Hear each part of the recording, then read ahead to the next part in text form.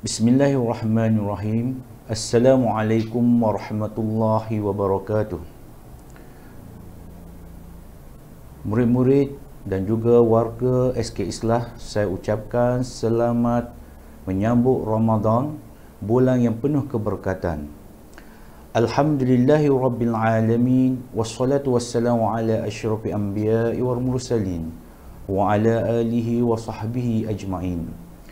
Ya ayyuhalladzina amanu kutiba alaikumus siyam kama kutiba alal ladzina min qablikum la'allakum tattaqun. Sadaqallahul azim. Saban tahun semenjak daripada 2 Hijrah, tahun kedua Hijrah, kita telah pun difardukan oleh Allah Subhanahu wa taala untuk mengerjakan satu ibadat yang kita kenali dengan ibadat puasa. Sesungguhnya menjadi tanggungjawab kepada kita yang dituntut oleh agama kita untuk melaksanakan ibadah puasa apabila tibanya bulan Ramadan. Baiklah, murid-murid yang saya kasihi sekalian serta warga SK Islah yang saya hormati, kehidupan kita telah ditakdirkan oleh Allah Subhanahu wa taala untuk menjadi hamba-Nya yang beriman kepadanya, yang bertakwa kepadanya. Di dalam ayat yang saya bacakan itu tadi, peranan ataupun konsep puasa sebenarnya adalah untuk meningkatkan lagi ketakwaan kita kepada agama kita, ketakwaan kita kepada Allah Subhanahu wa taala. Takwa merupakan satu perasaan yang perlu ada bagi setiap hamba Allah. Sesungguhnya ketakwaan itu yang akan dinilai oleh Allah Subhanahu wa taala apabila kita berjumpa dengannya nanti di akhirat. Puasa akan mendidik ketakwaan kita kerana Allah telah mencatatkan di dalam Al-Quran, dalam surah Al-Baqarah ayat 183. Wahai orang-orang yang beriman, telah difardukan ke atas kamu berpuasa sebagaimana telah ditetapkan ataupun difardukan ke atas mereka yang sebelum daripada kita. Mudah-mudahan kita akan menjadi golongan yang bertakwa. Ayat ini jelas menunjukkan peranan puasa itu sebenarnya adalah untuk memupuk kembali ketakwaan diri kita kepada Allah Subhanahu wa taala. Dan jalannya adalah melalui puasa. Kerana puasa itu memerlukan pada kita satu sifat istiqamah dan sifat yang penuh tawaduk, sifat kesabaran apabila kita menjalani ibadah puasa dalam tempoh masa yang tertentu. Puasa yang bermula seawal waktu fajar, iaitu waktu subuh, dan akan berakhir pada waktu maghrib untuk kita futur ataupun berbuka puasa. Dalam tempoh lebih kurang 13 ke 14 jam ini, kita akan diuji oleh Allah Subhanahu wa taala dengan rasa kesabaran, dengan rasa keletihan, dengan rasa menahan diri untuk kita menyelami apakah yang akan berlaku pada mereka golongan yang memerlukan.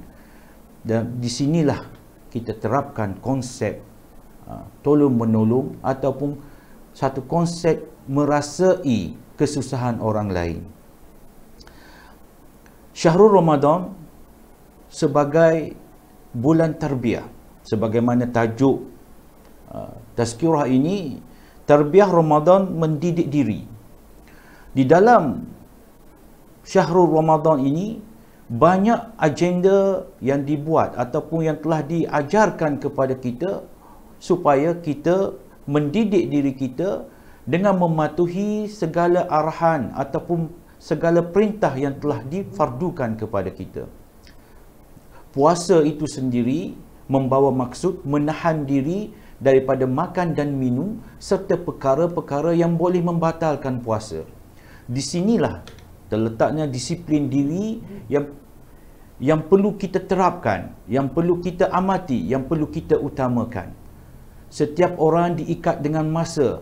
Apabila mereka menjalani ibadah puasa, mereka tidak boleh sewenang-wenangnya untuk membuat hal sendiri. Contohnya dalam hal untuk makan dan minum ataupun melakukan perkara yang dilarang. Mereka tidak boleh melakukan perkara tersebut ketika mana kita dalam tempoh fatrah berpuasa. Kita terpaksa menunggu masuknya waktu maghrib untuk memulakan ataupun untuk menjamah juadah-juadah yang kita sediakan. Inilah yang dikatakan bagaimana kita nak mendisiplinkan diri apabila tibanya bulan puasa. Berkata Imam Ghazali, puasa ini sebenarnya adalah sesuatu perbuatan menjaga lisan kita, menjaga pandangan dan menjaga penglihatan kita. Segala apa yang kita lakukan pada hari biasa tidak mungkin dapat kita lakukan pada hari kita berpuasa. Lebih-lebih lagi kita di dalam satu tempoh bulan Ramadan yang penuh dengan keberkatan. Dari kata-kata Imam Ghazali itu dapat kita simpulkan, puasa ini mendidik diri kita supaya kita menjadi orang yang lebih baik, supaya kita menjaga tata susila kita sebagai seorang mukmin yang beriman kepada Allah. Menjaga lidah daripada perbuatan-perbuatan mengumpat ataupun membuat fitnah yang kita sentiasa lakukan di hari biasa. Di dalam bulan puasa ini kita akan cuba sedaya upaya untuk mengawal lidah kita. Kemudian pandangan kita pada bulan puasa, kita tidak perlu untuk memperbanyakkan aktiviti-aktiviti yang boleh menjerumuskan kita kepada pandangan-pandangan yang tidak elok. Semua ini kita lakukan kerana kita berada di dalam bulan yang begitu mulia. Pendengaran kita, apabila lisan kita telah kita jaga, sudah pastilah kita tidak lagi mendengar kata-kata umpatan ataupun kita tidak lagi mendengar satu hiburan yang melagakkan. Di dalam radio-radio dan televisyen pun mereka telah menerapkan rancangan-rancangan yang mesra dengan Ramadan. Tidak ada lagi hiburan yang melampau yang mana dapat melalaikan kita. Jadi ini semua adalah satu pendidikan. Yang mana pendidikan itu adalah tarbiyah. Tarbiyah ini adalah satu asuhan untuk mengeluarkan kita daripada perkara yang buruk ataupun perkara yang keji kepada perkara yang lebih baik. Dan ini semua kita lakukan di dalam madrasah Ramadan ataupun di dalam pendidikan dalam suasana yang ada di dalam bulan Ramadan. Seterusnya, di dalam bulan puasa, tarbiyah yang dilakukan ke atas diri kita antara lain adalah untuk memupuk semangat istiqamah kita sepanjang kita berada di dalam bulan puasa. Kita istiqamah dengan ibadat-ibadat yang kita lakukan.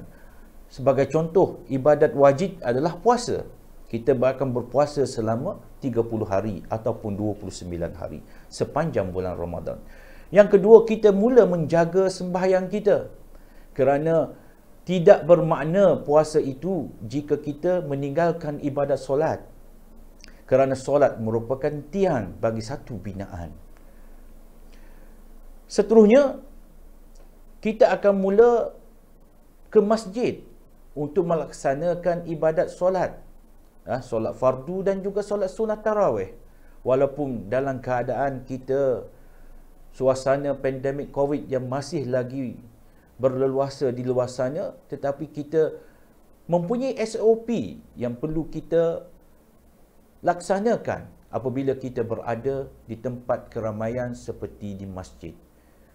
Dan alhamdulillah, kerajaan kita berjaya mendidik rakyat untuk mematuhi SOP dan mereka datang ke masjid untuk bersolat tarawih dalam istiqamah walaupun memerlukan pengorbanan. Masa mereka nak berehat, masa letih mereka rasa nak tidur, tetapi mereka tetap untuk ke masjid-masjid untuk beribadat. Di dalam puasa, antara pendidikan ataupun tarbiyah yang ditunjukkan, dapat kita gariskan secara ringkasnya kepada 3 bahagian. Di dalam ibadah puasa ini, satu tarbiyah yang utama itu pendidikan akidah. Kita melaksanakan ibadah puasa kerana kita percaya akan ini adalah perintah Allah, kerana ia yang diturunkan di dalam Al-Quran. Perundangan syariat kita di dalam Al-Quran menyebut supaya kita mendirikan ibadat puasa ini, kerana ibadat ini sememangnya telah dilaksanakan oleh kaum-kaum ataupun umat Nabi yang terdahulu.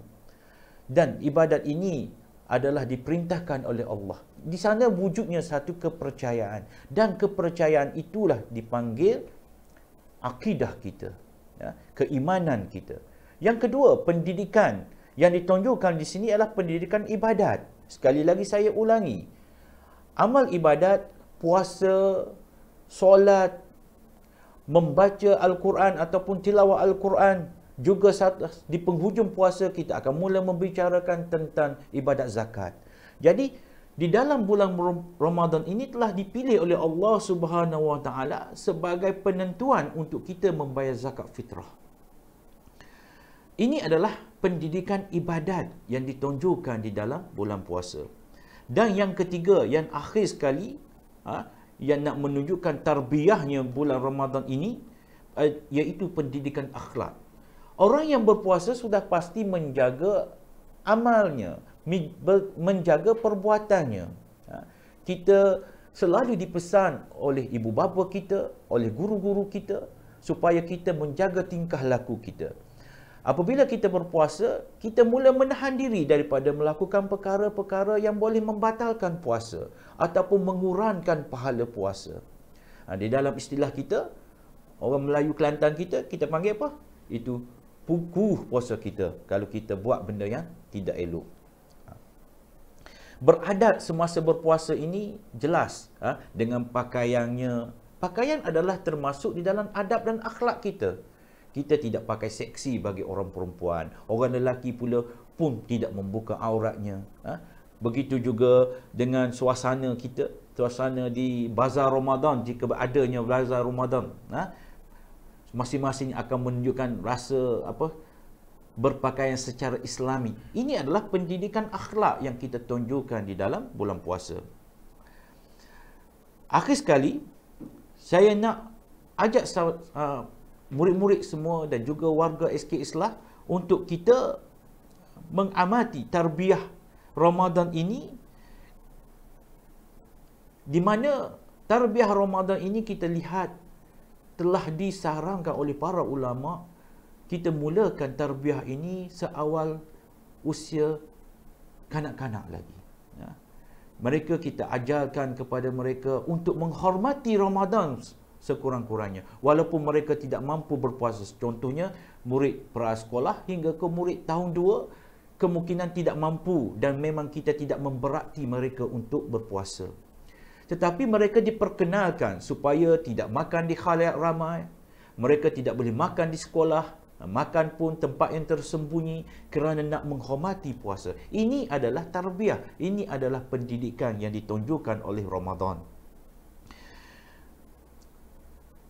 Sebagaimana ibadat solat. Ibadat solat, kita sebagai ibu bapa ataupun murid-murid sebagai anak akan diajarkan supaya mula bersolat seawal umur 7 tahun.